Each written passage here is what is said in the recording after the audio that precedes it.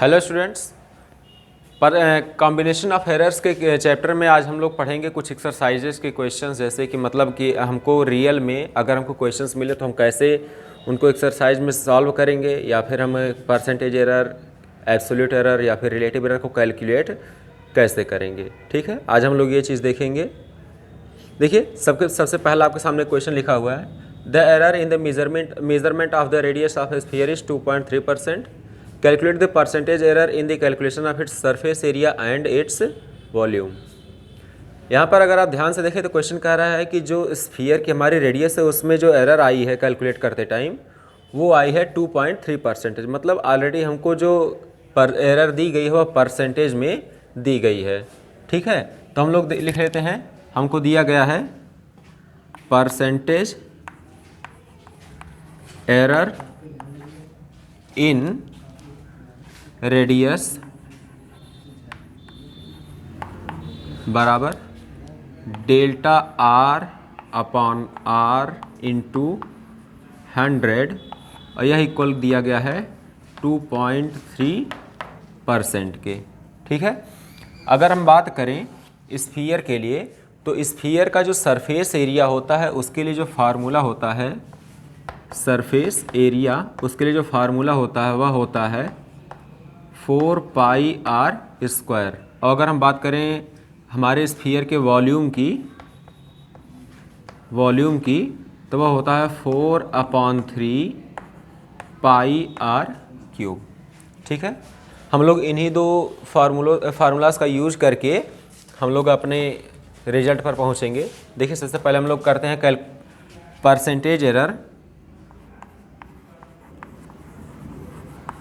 Percentage error in surface area. देखिए यहाँ पर जो सरफेस एरिया के कैलकुलेशन के लिए जो हमारा फार्मूला होता हुआ है 4πr²। यहाँ पर ध्यान से देखिए आप, ये 4π जो है यह एक कांस्टेंट है और इसके कैलकुलेशन में कोई एरर नहीं आ सकती है। ये हमें कैलकुलेट करना भी नहीं है, तो फिर एरर आने की कोई पॉसिबिलिटी नहीं बनती है। अगर हम देखेंगे परसेंटेज एरर इन यस, वह होगा इक्वल के 4π के कैलकुलेशन में कोई एरर नहीं आ सकती। यहाँ पर हमको सिर्फ एरर किस में आएगी, वह आएगी r² में। और अगर आपको फार्मूला याद हो तो मैंने आपको बताया था कि अगर कोई हमारी क्वांटिटी वह a की पावर या फिर कोई किसी भी फिजिकल क्वांटिटी की पावर पर डिपेंड करती है तो परसेंटेज एरर कैलकुलेशन के टाइम पे हम इस पावर को उसकी जो रियल जो क्या कहते हैं रियल इसमें परसेंटेज एरर हो तो उसमें मल्टीप्लाई कर देते हैं। मतलब कि 2 × delta a upon a into 100%। मतलब डेल्टा ए के कैलकुलेशन में जितनी एरर आएगी उसको हम उतने टाइम मल्टीप्लाई कर देंगे जितनी पावर पर वो हमारी रियल क्वांटिटी डिपेंड करेगी। तो परसेंटेज एरर इन यस क्या हो जाएगा, 4π तो कांस्टेंट है, यह हो जाएगा 2 times of percentage error in small r। अब ध्यान दीजिएगा, percentage error in small r हमको दिया गया है delta r upon r into 100 के रूप में, वह आया है 2.3%। तो उस हिसाब से अगर हम लिखेंगे percentage error in capital S, वह हो जाएगा 2 times percentage error in are, वो है 2.3%। तो ओवरऑल जो हमारा फाइनल रिजल्ट आएगा वह कितना होगा, परसेंटेज एरर इन यस वह हो जाएगा 4.6% की।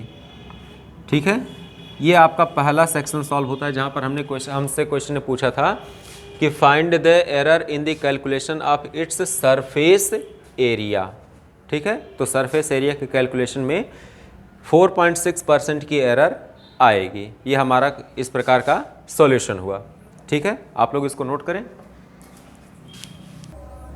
तो चलिए आगे हम लोग देखते हैं, हमको अब कैलकुलेट करनी है error in the calculation of volume. हम जानते हैं जो हमारा स्फीयर होगा उसका वॉल्यूम जो होगा वो 4 पाई/3 आर क्यूब के बराबर होगा। ठीक है, तो अगर हम बात करें परसेंटेज एरर इन रेडियस जो हमको क्वेश्चन में गिवन है वह है 2.3% की।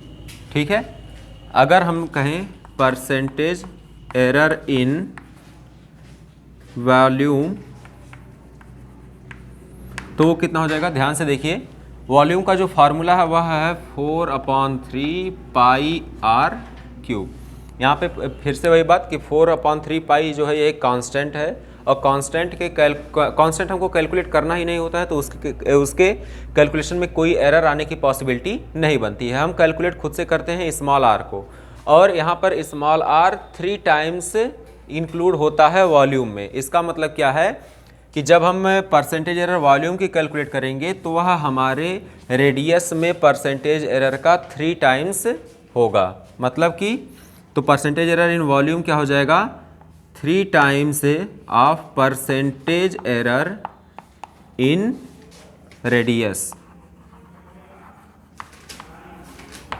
ठीक है, अब हम जानते हैं कि परसेंटेज एरर इन रेडियस हमको क्वेश्चन में दे रखा है, वह दिया है 2.3%। तो हमको क्या करना है, ओनली उसमें 3 से मल्टीप्लाई करना है, तो 3 × 2.3%। और इस प्रकार से जो हमारा फाइनल आंसर आएगा वह आएगा 6.9%। वो किस चीज़ का, percentage error in calculation of volume. ठीक है, तो इस प्रकार से ये क्वेश्चन उतना सिंपल था जितना कि कोई एक नॉर्मल कैलकुलेशन हो सकती है। ठीक है, इस सिस्टम पर और भी क्या कहते हैं कठिन क्वेश्चन बनते हैं, हम लोग अब उनको देखेंगे। ठीक है, तो स्टूडेंट्स अगला क्वेश्चन हम लोग देखते हैं। If the area of the square is 100 ± 0.2 metre square, what should be the side of the square. मतलब कि अगर हमको एरिया दिया गया है तो हमको कैलकुलेट करना है कि उसकी साइड कितनी होगी with the measurement of error. मतलब कि हमको एरर भी बतानी है और साथ साथ में उसकी एरिया भी बतानी है, मतलब साइड भी बतानी है। चलिए देखते हैं हम लोग। हमको दिया गया है एरिया, जस्ट सपोज इसको हम रिप्रेजेंट कर रहे हैं कैपिटल ए से। तो हम लोग जानते हैं कि जब भी हम किसी भी क्वांटिटी के साथ उसकी एरर लिखते हैं तो हम उस क्वांटिटी की वैल्यू प्लस माइनस उसमें लिखी आने वाली एरर को लिखा जाता है। और यहाँ पर देखिए आपको इसी प्रकार से यह चीज़ दी गई है, एरिया का मान। इसका मतलब क्या है, इस कंडीशन में जो एरिया होगी वह कितनी होगी 100 मीटर स्क्वायर, और इसमें जो एरर आई है, जो कैलकुलेशन की जो एरर है डेल्टा ए का मान वह है 0.2। ठीक है, हम जानते हैं कि जो स्क्वायर की एरिया होती है, एरिया ऑफ स्क्वायर वह होती है साइड का स्क्वायर। ठीक है, तो एरिया ऑफ स्क्वायर की अगर हम बात कर रहे हैं 100 इक्वल्स टू साइड को अगर हम कैलकुलेट कर लें स्मॉल एस से, तो स्मॉल एस का स्क्वायर हो जाएगा, और स्मॉल एस का जो मान आएगा टोटल वह आएगा 10 मीटर। ठीक है, ये हमारे पास आ गया है हमारे लिए क्या कहते हैं साइड का हमारा मान। अब अगर हम सिर्फ और सिर्फ एरर को कैलकुलेट कर ले जाएं तो हमारा काम हो जाएगा। ठीक है, ध्यान से देखिए, हमको दिया है कि एरर के मेजरमेंट में एरिया के एरर का मान जो आता है वह 0.2 आता है। इसका मतलब क्या है, अगर हम डेल्टा ए अपॉन ए लिखें तो 2 × डेल्टा यस अपॉन यस इसकी वैल्यू के वह बराबर होगा।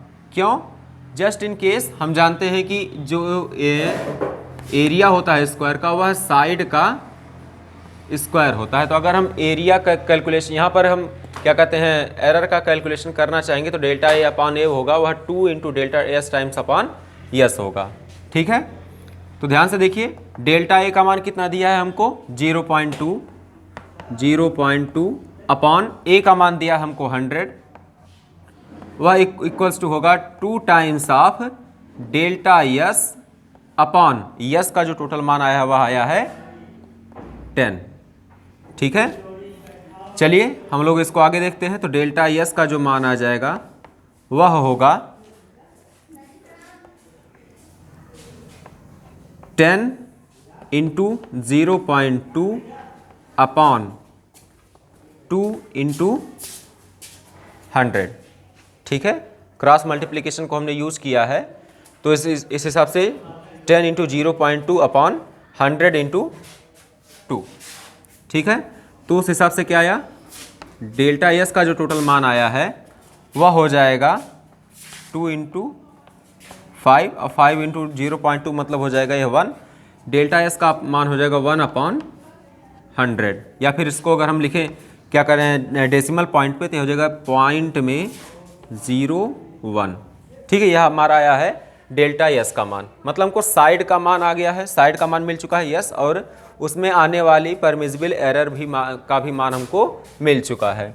तो अगर हम फाइनल रिजल्ट अपना लिखेंगे, साइड ऑफ द स्क्वायर वह हो जाएगी yes plus minus delta yes, और ये देखिए कितना होगा, यस का मान 10 plus minus 0.01 metre.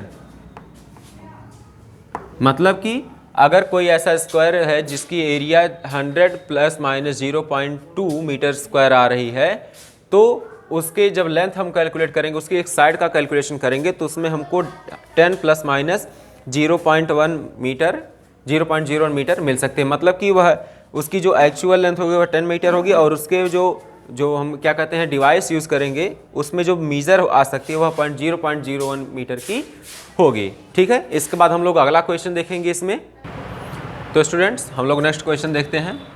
In an experiment formula capital X equals to a cube b upon c square is used. Students takes observations as a equals to 2.142, b equals to 2.5 and c equals to 0.037. We have to calculate the percentage error in capital X. हम लोग को observations दी गई हैं, हम लोगों को इसमें जो फार्मूला ये इस प्रकार का यूज हो रहा है, उस फार्मूले में जो हमारा फाइनल रिजल्ट आ रहा है उसमें परसेंटेज एरर को हमको कैलकुलेट करना है। ठीक है, देखिए हम लोग देखते हैं। सबसे पहले हमको a का मान दिया गया है 2.142। अगर हम इसके लिए डेल्टा a का मान लिखेंगे, a में होने वाले परमिसिबल एरर, तो वह हो जाएगा 0.001।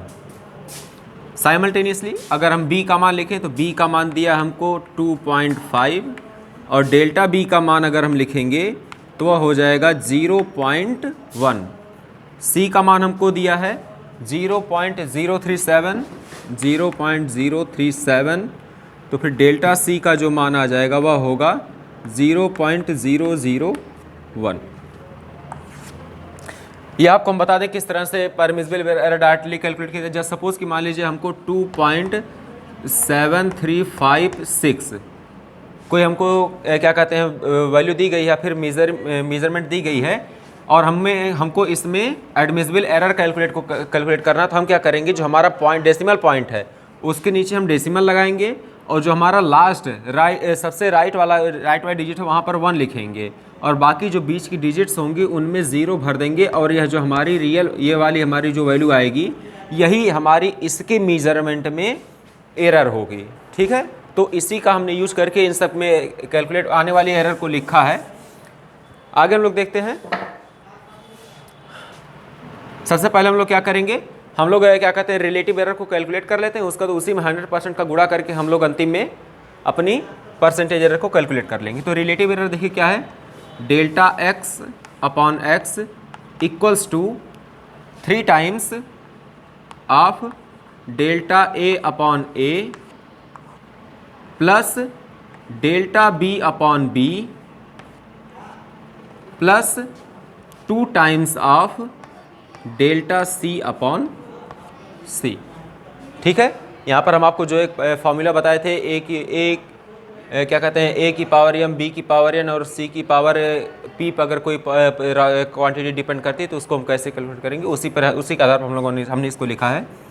तो देखिए यहाँ पे डेल्टा x अपॉन x वह हो जाए इंटू 100%, वह हो जाएगा 3 times of delta a upon a into 100% plus delta b upon b into 100 plus 2 times of delta c upon c into 100। ठीक है, आगे देखिए 3 टाइम्स ऑफ डेल्टा ए की वैल्यू रखिए, वह है 0.001 अपॉन ए का मान हमको दिया है 2.142 इंटू 100 प्लस आगे हमको लिखना है डेल्टा बी का मान वह है 0.1 अपॉन बी का मान है 2.5 into 100 plus 2 times of delta C upon C, यह है 0.001 अपॉन 0.037 इंटू 100। अब देखिए इसमें सिर्फ और सिर्फ कैलकुलेशंस बची, आपको इसको भाग देना, फिर 100 से मल्टीप्लाई, इसको भाग, फिर 100 से मल्टीप्लाई और इसको भाग दे करके 100 से मल्टीप्लाई करना है। हम लोग इसका डायरेक्ट हम इसका आंसर लिख रहे हैं और जो लगभग आएगा इसका मान जो आएगा 3 से मल्टीप्लाई करने के बाद वो लगभग आएगा 0.14% प्लस इसका जो टोटल मान आने वाला है वह आएगा 4.0% प्लस जो लास्ट वाले का जो फाइनल वैल्यू आएगी वह आएगी 0.54%। ठीक है, इन सबको आप एक तरफ से ऐड करेंगे तो आपको जो क्या कहते हैं z के कैलकुलेशन में जो टोटल परसेंटेज एरर है वह मिल जाएगी और वह आएगी आपकी 4.68%। ठीक है, कैलकुलेशंस आप लोग खुद कर लीजिएगा और हमने आंसर लिख दिया है। तो इस प्रकार से अगर हमको कोई क्वेश्चन दिया जाता है कोई या फिर ऐसी क्वांटिटी बताई जाती है जो हमारे ऑब्जर्वेबल्स पर डिपेंड कर रही है, वो भी पावर्स के रूप में, तो इस तरह का हम यूज करके उसमें परसेंटेज एरर को हम फाइनली कैलकुलेट कर सकते हैं। ठीक है, इसके बाद जो नेक्स्ट चैप्टर हमारा है वह वेक्टर एनालिसिस, वह हम लोग अगले लेक्चर में शुरू करेंगे। तब तक